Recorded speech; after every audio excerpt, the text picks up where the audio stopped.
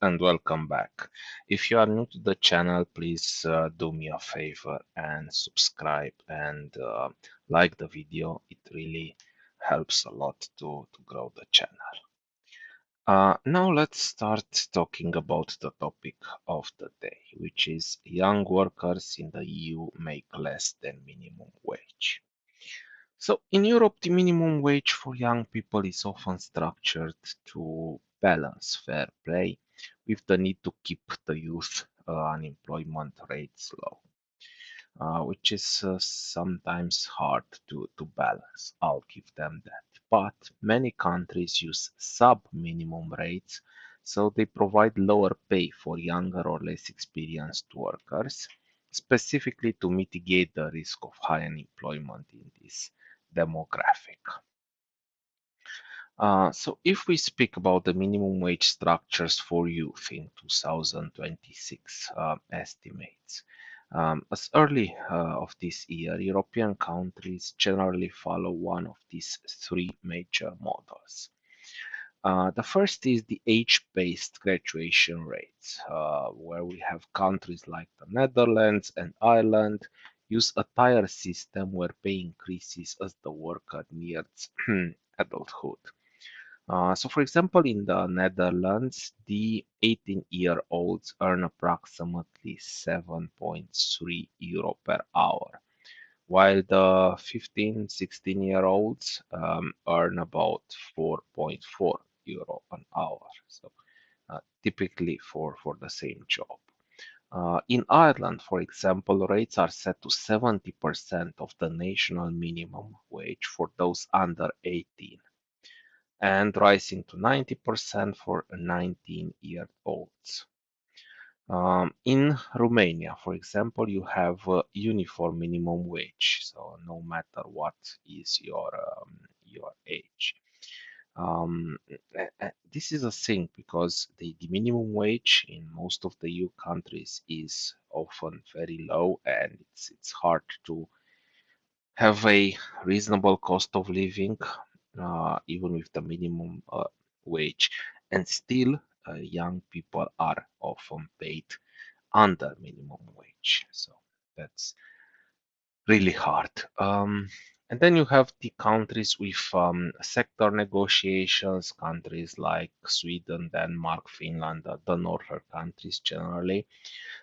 They do not have a national minimum wage, but instead wages are set by collective agreements between unions and employers, which often include specific lower entry rates for youth to encourage hiring.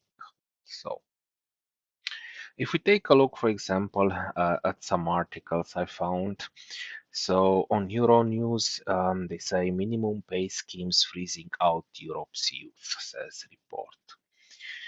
And they mentioned that young people face potential exclusion by design from access to minimum income schemes, says a new report. So, yeah, what a surprise they did it by design to get even more workforce, which is maybe young, inexperienced, but also desperate to start their way in the adult life and more willingly to accept an awful pay for their services. So, despite the latest available data showing that nearly 1 in 5 people aged 16 to 29 in the EU are at the risk of poverty or social exclusion. So, remember, guys, we are talking about EU, which should be a model, right? Like first world countries. So, and still, nearly 1 in 5, so almost 20% of the young people here are at the risk of poverty or social exclusion. And if we go over the statistics, this has gotten worse and worse over the years, especially the pre-pandemic period. So the article goes into some details, sharing some statistics. For example, in Denmark, only those aged 29 or more qualify. In Cyprus, it is 28.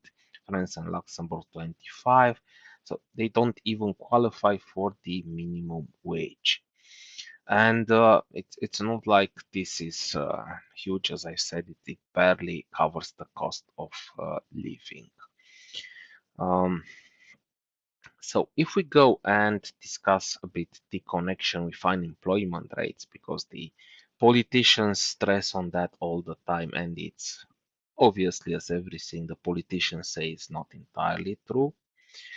Um, the relation between minimum wage and youth unemployment is a central debate. There is the so-called disemployment effect.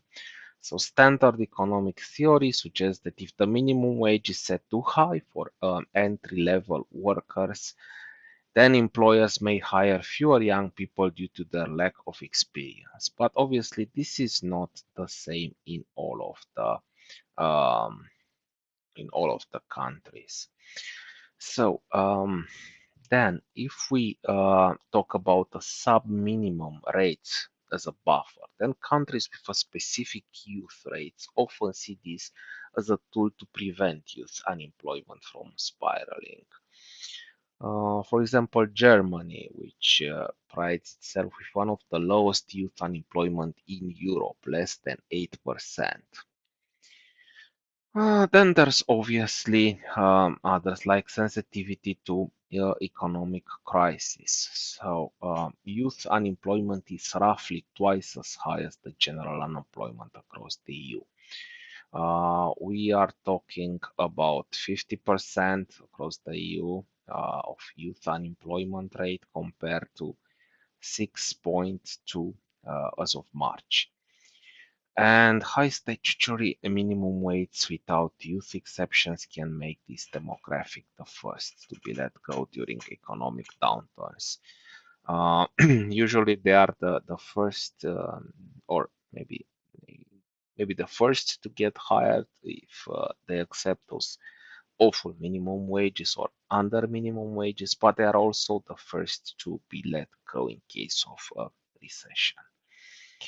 For example, in Romania, which currently faces one of the highest youth unemployment rates in the EU, over 28%. So that's huge. More than 1 in 4 young people is unemployed. And when we're speaking about unemployment, please understand that these are only the official rates. So there are people who actively go to employment offices and register themselves as looking for a job, or they benefit from the unemployment date. But there are also people who are unemployed and they don't follow this process. Maybe they have wealthy parents, maybe they live in the rural places, or they just work in the gray economy. So the real unemployment rate is often much higher. The official statistics should be taken with a grain of salt. So another interesting article I found on BBC, it's a plan to increase youth minimum wage that could be delayed. So of course there is strong pressure from generally uh, left-leaning parties, but also from the society to consider the increase of minimum wage, and obviously to pay adults of all ages the same minimum wage. Because it's hard living in Europe on minimum wage, let alone on less than minimum wage. So this article mentions about Labour committing in their election manifesto to remove these discretionary age bands and increase the wages of 18 to 20-year-olds so they are paid the same as those over 21, which is maybe a good step.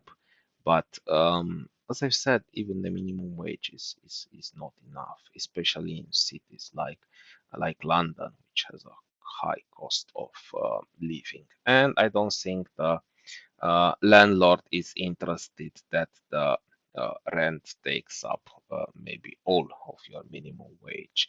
Uh, they'll probably just tell you to find a roommate or to borrow or whatever. So then, if we look at the incentives versus education, so higher minimum wages can provide an incentive for young people to enter the workforce early. But economists warned this may lead to discourage worker effects. So if jobs aren't available, often pushing youth to stay in education longer to avoid unemployment. And this is even worse when you have student loans. So the student loans in many countries are deferred up to when you are starting to get employed. So people tend to stay in education longer, but also acquire a lot of debt. And about student loans, we'll talk in the next video. So, guys, I hope you liked the videos and statistics for today. Again, if you are new to the channel, please make me a favor and subscribe and also like the video, and talk to you next time.